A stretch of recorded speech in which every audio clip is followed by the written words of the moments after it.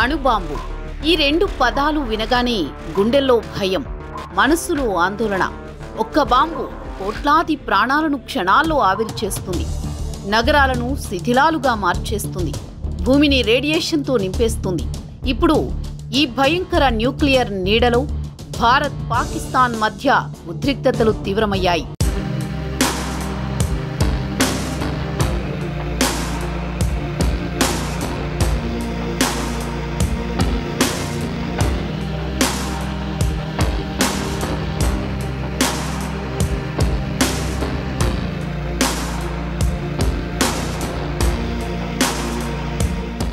భారత్ దగ్గర దాదాపు 180 అణుబాంబులు, పాకిస్తాన్ దగ్గర సుమారు 170 అణుబాంబులు. ఈ రెండు దేశాలు న్యూక్లియర్ శక్తితో ప్రస్తుతం నిలబడి ఉన్నాయి. అయితే ప్రస్తుతం ఒక సంచలన వార్త సోషల్ మీడియాను కుదిపేస్తోంది. భారత్ పాకిస్తాన్లోని కిరాణా హిల్స్లో అణు స్టోరేజ్ స్థావరాన్ని భారత్ కూల్చేసింది అనేది ఆ వార్త సారాంశం. ఈ న్యూస్ నిజమేనా? ఒకవేళ అణుబాంబు పేలితే ఎంత ప్రమాదకరం? ఈ స్టోరీలో చూద్దాం. మే 7, 2025 భారత్ పాకిస్తాన్ మధ్య ఉద్రిక్తతలు తీవ్ర రూపం దాల్చాయి. ఏప్రిల్ 22న జమ్మూ కశ్మీర్లోని పహల్గామ్లో 26 మంది పర్యాటకులను హతమార్చిన దాడితో భారత్ పాకిస్తాన్పై దృష్టి పెట్టింది.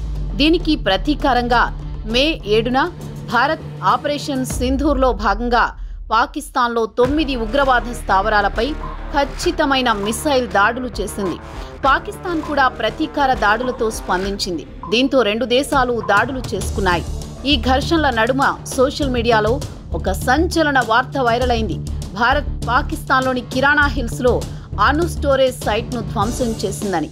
కానీ ఈ వార్తలపై ఇప్పటి వరకు అధికారిక ధృవీకరణ లేని పరిస్థితి.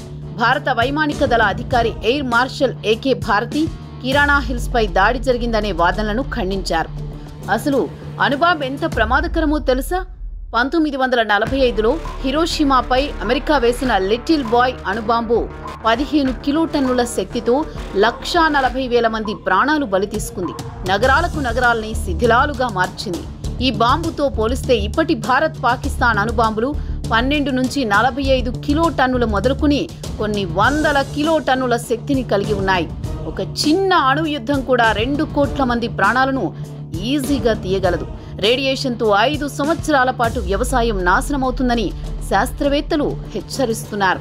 భారత్ పాకిస్తాన్ మధ్య అణుయుద్ధం జరిగితే 200 కోట్ల మంది ఆకలి చావులు చేస్తారని ఒక అంచనా.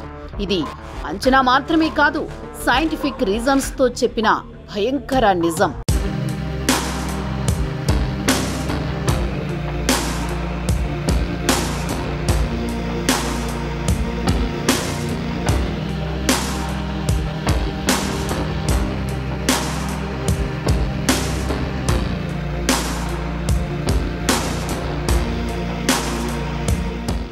Stockholm international peace research institute నివేదిక ప్రకారం 2024 జనవరి నాటికి భారత్ దగ్గర 180 అణు వార్ హెడ్స్, పాకిస్తాన్ దగ్గర 170 వార్ హెడ్స్ ఉన్నాయి.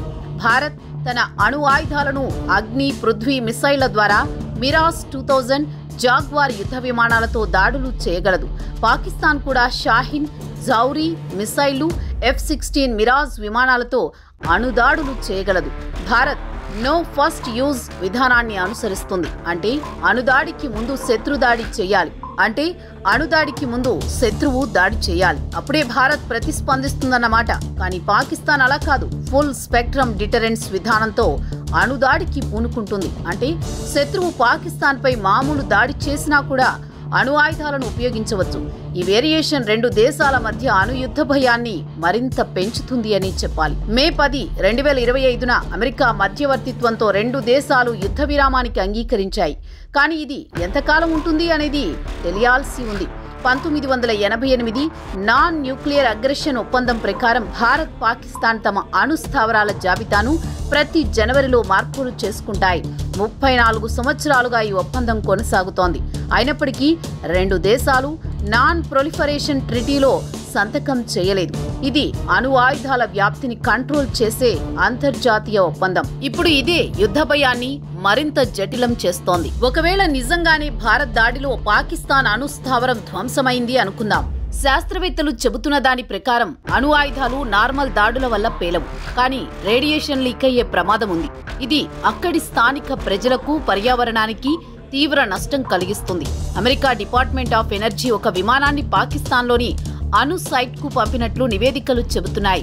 ఇది కూడా ఓ రకంగా అంతర్జాతీయ ఆందోళనను పెంచింది. భారత్, పాకిస్తాన్ మధ్య అణు ఆయుధాల గురించి నడుస్తున్న ఈ చర్చ మానవాళి భవిష్యత్తు గురించి ఆలోచింపజేస్తోంది. కిరాణా హిల్స్ పై దాడి వార్తలు నిజమైనా కాకపోయినా ఈ సంఘటన అణుయుద్ధ భయాన్ని మన ముందుంచింది అని చెప్పాలి. అంతర్జాతీయ సమాజం, అమెరికా ఐక్య రాష్ట్రాలు ఈ ఉద్రిక్తతలను తగ్గించేందుకు ప్రయత్నిస్తున్నాయి. శాంతి, సామరస్యంతో రెండు దేశాలు బాధ్యతాయుతంగా వ్యవహరించాలి. ఈ అణుబాంబు దాడులతో దేశానికి ఒరిగేదేమీ లేదు. కాబట్టి ఆచితూచి వ్యవహరిస్తే మంచిది అంటున్నారు విశ్లేషకులు.